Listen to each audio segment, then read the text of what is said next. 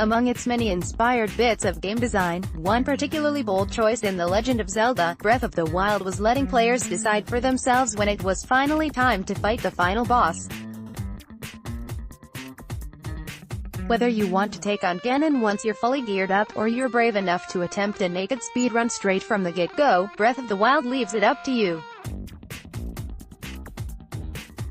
And though Crackdown 3 has a lot more assault rifles, cars, and Terry Crews one-liners than Breath of the Wild, these open-world games have a crucial bit of freedom in common, allowing you to march towards the battle with the end boss as a weak, under-equipped rookie within moments of entering its sandbox. And when I'm presented with that kind of foolhardy challenge, I can't help but try it for myself. When Crackdown 3's campaign opens, you're stranded on an island just outside New Providence, a futuristic city that's mysteriously still standing, and full of glowing neon lights, despite rampant blackouts around the globe.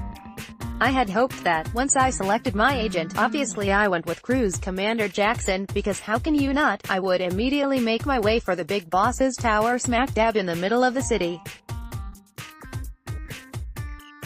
But going for a swim towards the downtown district revealed a gigantic force field around New Providence, so I had to hoof it.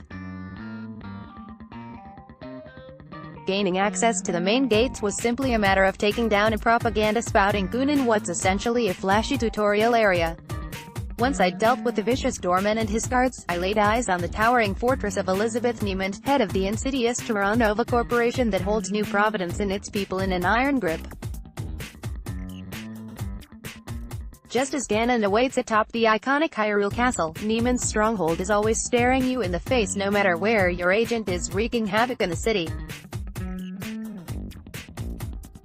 Just like in Breath of the Wild, we show you, there's the main bad guy, she lives over there.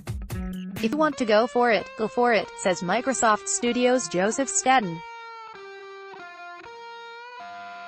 There is no linear quest, the game design, and the story's all just waiting in the background to see what you do, and then it presents itself as you poke certain things in the simulation, a few deadly hurdles in the way. Staten's made a run to take down Niemand from the start himself, with the kind of results you'd reasonably expect from a level 1 agent. I got my ass handed to me, in a good way, he chuckles. A more traditional path through Crackdown 3 involves taking down Niemand's 3 captains in charge of her defenses, who in turn have their own cronies that are all dead set on taking you down. They each manufacture a set of defenses for the main boss.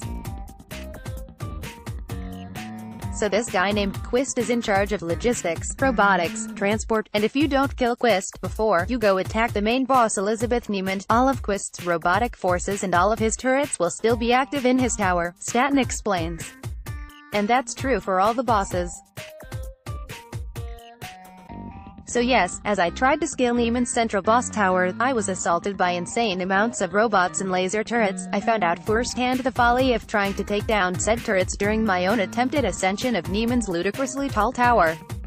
My starter weapons were but minor annoyances to the missile-launching defenders stationed around the tower's base, and it took little more than a rocket or two to blast me to smithereens. Fortunately, you can always revive at one of the easily unlocked strongholds.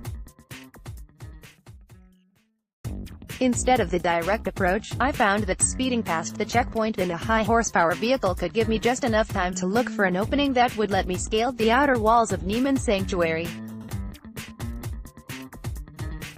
Once I could climb out of sight, I stood half a chance. Merely figuring out if it's even possible to cautiously jump your way up is a fascinating, exciting endeavor full of platforming conundrums.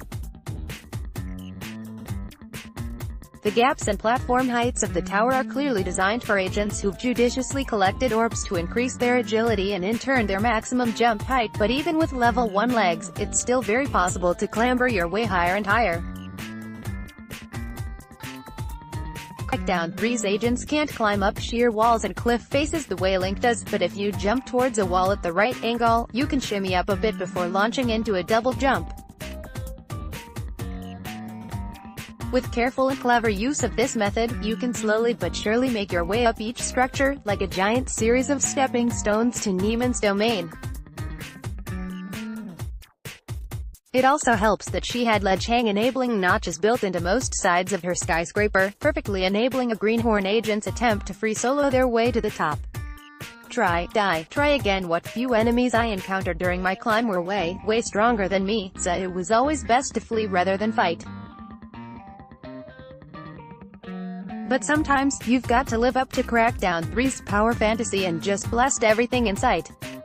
If you do manage to take down a lone enemy when their allies aren't looking, you can permanently add their weapon to your spawn-in loadout. So once I had looked into a rocket launcher dropped by a dead baddie, I had the means to brute force my way through some swarms of enemies. Mercifully, you'll find strongholds at crucial points on your ascent. It seems Neiman doesn't mind having agents reviving themselves on her front porch.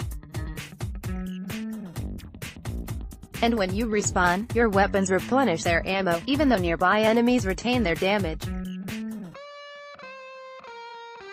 Between my immortality and an infinite supply of rockets, even my level 1 agent had the means to take down late-game enemies. And with the scattering of checkpoints, you won't have to start the climb from scratch when you inevitably die to a missed jump or a bullet to the head. Even after nimbly leaping past enemies or plowing through them rocket by respawned rocket, I eventually met an obstacle I thought would be the end of my journey: plumes of poisonous green gas, which could kill me almost instantly, spewing into the only path forward. But after I tried and failed to find a way around, those building notches were getting fewer and farther between. Staten kindly tagged in to show me my salvation. Though Staten definitely acknowledges it as cheese, it's possible to simply tumble your way to safety thanks to the invincibility frames of the spammable dodge roll. With a series of quick somersaults, Jackson was able to get through the gas unscathed, to my great amazement, having died probably 15 times in the span of 3 minutes trying to make my way past. Alas, even with the discovery of a workaround for the toxic gas, the inescapable obstacle that is time put an end to my ascension, as my hands-on demo came to an end. But attempting to scale the final boss's building at the very start of the game was invigorating in a way I just hadn't felt from Crackdown 3's marketing, despite the fun, chaotic nature of its over-the-top destruction. Can't wait to see what dedicated speedrunner will do with that kind of freedom, and who knows, maybe I'll take another crack at Crackdown 3's tower at some point. That's the design. People should feel free to go against whatever challenges they want to, says Staten. The game will push back, and it will incent you to level up your character, but the game doesn't say, no, you have to watch this cutscene, or, no, you haven't unlocked that island yet. It lets you go, from moment one, anywhere you want. You can see if you're up to the same task when Crackdown 3 hits Xbox One and PC on February 15th. In addition to Crackdown 3's campaign, there's also the ridiculous, awe-inspiring Wrecking Zone multiplayer mode.